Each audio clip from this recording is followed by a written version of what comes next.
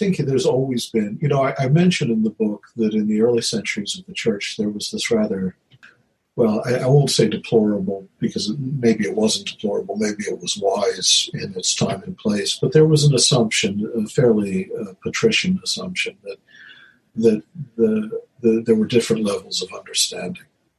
Mm-hmm. We think of it as a Gnostic thing to speak of somatiki and psychiki and mathematically, the bodily, the psychical or soulish, and then the spiritual. But unfortunately, especially in the East, in places like Alexandria, this is the way everyone thought, that the highest mysteries of the faith were reserved for a very few.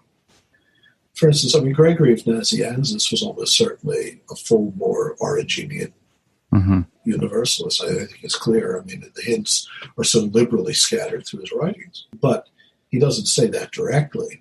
Mm-hmm. He hints at it. There's a famous sermon where he's talking about hell, and then suddenly he shifts into more refined intonation, so to speak. And so, of course, there are those who want to think of this fire in terms that are more in keeping with the divine mercy, as if he's winking at the other sophisticates in the audience.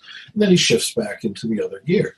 And this is simply, but in a sense, this has always been true, to be honest. I think we'd be surprised at how widespread the sort of universalist premise has always been at certain theological altitudes. Mm-hmm. Mm-hmm. And I just think now it's become more explicit. And to my mind, far too hesitantly, to be honest.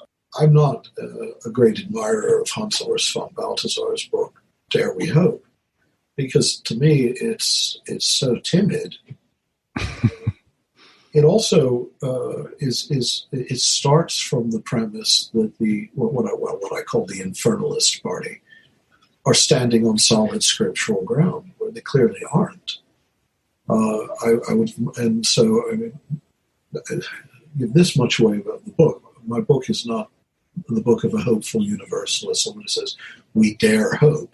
Mm-hmm. Mm-hmm. It's very different. It's that the only form of Christianity that can be true is a universalist one. Mm-hmm. If Christianity is not universalist, then it's an internally self-contradictory and obviously false teaching. No, I think your book has the nerve that Barth lacked in the end. So I appreciate that. Well, I think Barth was more explicit than Balthasar. But there's a good example. That's what I mean, though. Balthasar, Barth. I can mention any other number of names that I presume would fit neatly to the person's. I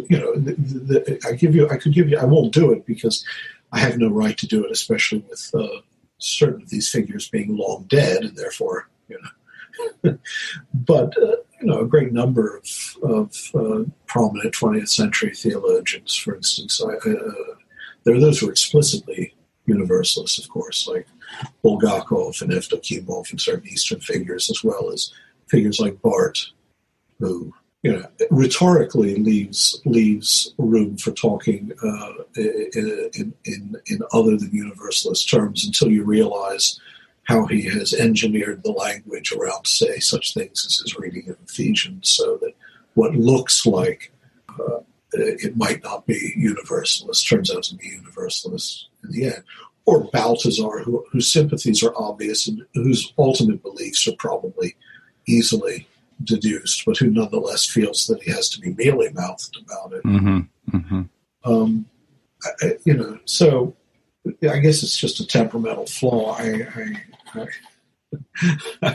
I just don't see the point in pretending